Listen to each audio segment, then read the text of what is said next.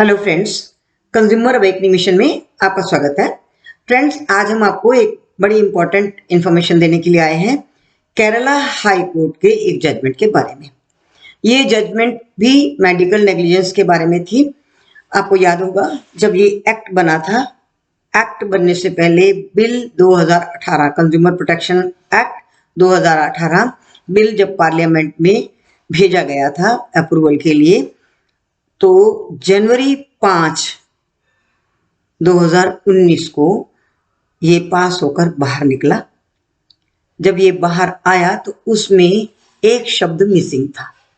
जो बिल बनाया गया था उसमें पहले के शब्दों के साथ साथ सर्विसेज में टेलीकॉम और हेल्थ केयर शब्द जोड़ा गया था, और ये हेल्थ केयर शब्द जोड़ने के बाद काफी प्रोफेशनल्स ने जाकर प्रेशराइज किया, बहुत कुछ किया, और अल्टीमेटली क्या हुआ, जब जनवरी 5 को ये अप्रूवल होकर आया ये एक्ट, तो उसमें हेल्थ केयर शब्द नहीं था।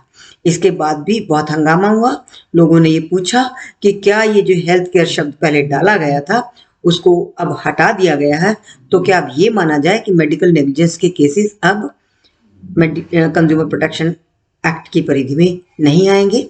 इसके लिए मैंने बहुत सारे वीडियोस बनाए थे, स्पष्टीकरण दिया था कि नहीं, ऐसा नहीं है, क्योंकि जितनी सर्विसेज उसमें लिखी गई हैं उनको ये साफ लिखा गया है, not limited to, it is not limited to these. इसके अलावा भी बहुत सारी सर्विसेज हैं।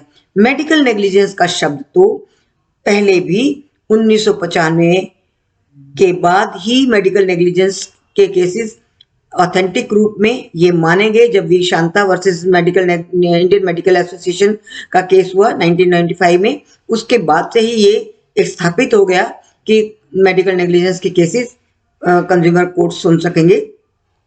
जबकि सर्विसेज जो थी वो 93 में आ चुकी थी और कुछ थोड़े से शब्द उसमें डाले गए थे। तो उसके बाद ना तो मेडिकल नेग्लिजेंस का शब्द तब डाला गया, ना उसकी बाद में कोई जरूरत नहीं थी, किंतु डाला गया। और अगर निकाल भी दिया गया तो इट डजंट मीन एनीथिंग, इससे कोई फर्क नहीं पड़ने वाला था।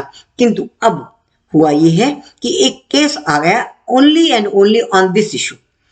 एक केस डिस्ट्रिक्ट कोर्ट में फाइल हुआ और उसमें जब इस इशू को लिया गया कि आंख का इलाज करने में मेडिकल नेग्लिजेंस हुआ, इस इशू के आते ही बहुत सारे डॉक्टर्स मिलकर केरला हाई कोर्ट चले गए, ये कहने के लिए कि ये कंज्यूमर प्रोटेक्शन एक्ट के अंडर एस्टैब्लिश्ड अदालतें अब मेडिकल नेग्लिजेंस केस को न ले, क्योंकि हेल्थ केयर शब्द हटाया गया है, तो पर्पसली हटाया गया है कि इसको नहीं लेना है या मेडिकल नेग्लिजेंस के केसेस अब नहीं आने हैं।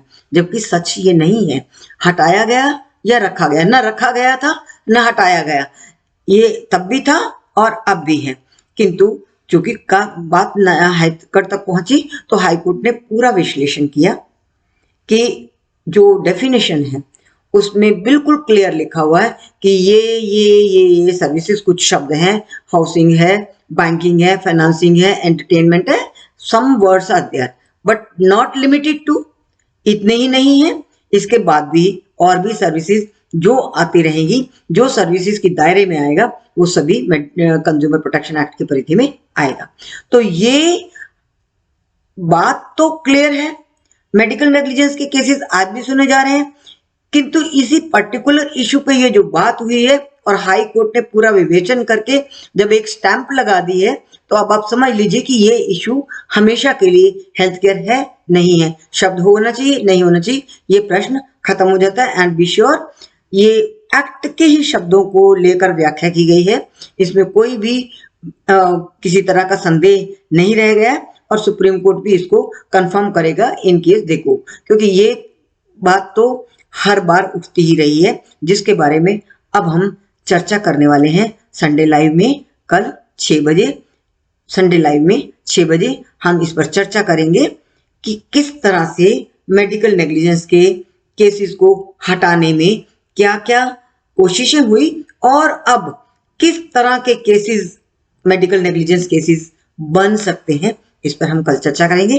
Thank you very much man, बने रहिए हमारे साथ, हमारे इस चैनल को सब्सक्राइब कर लीजिए यदि नहीं किया तो। फिर मिलेंगे हम कल, तो हम मिलते ही हैं, हम फिर मिलते रहेंगे हर बार किसी नए इशू के साथ। Thank you very much.